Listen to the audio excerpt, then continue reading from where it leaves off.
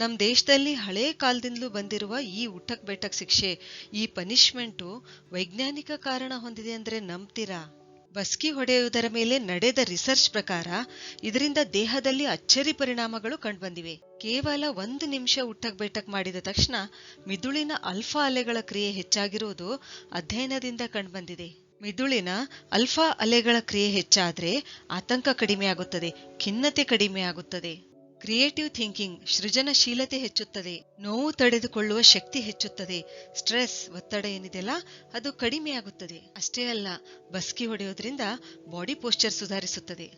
ಭುಜ, ಹೊಟ್ಟೆ, ತೊಡೆಯ ಮಾಂಸಖಂಡಗಳು ಸ್ಟ್ರಾಂಗ್ ಆಗುತ್ತವೆ, ಮೂಳೆಗಳು ಸ್ಟ್ರಾಂಗ್ ಆಗುತ್ತವೆ, ಹೆಚ್ಚು ಕ್ಯಾಲರಿ ಬರ್ನ್ ಆಗಿ ತೂಕ ಕಡಿಮೆ ಆಗುತ್ತದೆ, ವೇಟ್ ಲಾಸ್ ಆಗುತ್ತದೆ.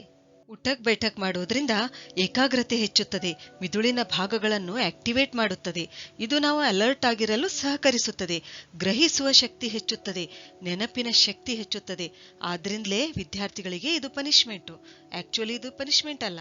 ಇಲ್ಲಿ ಕಿವಿ ಹಿಡಿಯೋದ್ರಿಂದ ಅಕ್ಯುಪ್ರೆಷರ್ ಉಂಟಾಗಿ ಲೆಫ್ಟ್ ಮತ್ತು ರೈಟ್ ಬ್ರೈನ್, ಎಡ ಮತ್ತು ಬಲ ಮಿದುಳಿನ ಭಾಗಗಳು ಆಕ್ಟಿವೇಟ್ ಆಗುತ್ತವೆ. ನಿಮಗ್ ಗೊತ್ತಾ, ಬಸ್ಕಿ ಹೊಡೆಯೋದನ್ನು ಬೇರೆ ದೇಶಗಳಲ್ಲಿ ಸೂಪರ್ ಬ್ರೇನ್ ಯೋಗ ಅಂತ ಕರೀತಾರೆ. ನಮ್ಮ ಬ್ರೇನ್ಸ್ ಎಲ್ಲ ಆಕ್ಟಿವೇಟ್ ಮಾಡಲು ಈ ಸೂಪರ್ ಬ್ರೇನ್ ಯೋಗ ನಾವು ದಿನಾಲೂ ಮಾಡಬೇಕು. ಅದಕ್ಕೆ ನಾವು ವಿದ್ಯಾಬುದ್ಧಿಯ ದೇವರು ಗಣಪತಿಯ ಎದುರು ಬಸ್ಕಿ ಹೊಡೆಯೋದು. ನಮ್ಮ ಪೂರ್ವಜರು ಎಷ್ಟೊಂದು ಸೈಂಟಿಫಿಕ್ ಆಗಿದ್ರಂತ ನಾವು ಯೋಚನೆ ಮಾಡಬಹುದು. ಸರಿ, ಹಾಗಾದ್ರೆ ಮುಂದಿನ ವಿಡಿಯೋದಲ್ಲಿ ಮತ್ತೊಂದು ಉಪಯುಕ್ತವಾದ ಮಾಹಿತಿಯೊಂದಿಗೆ ಭೇಟಿಯಾಗೋಣ. ಧನ್ಯವಾದಗಳು.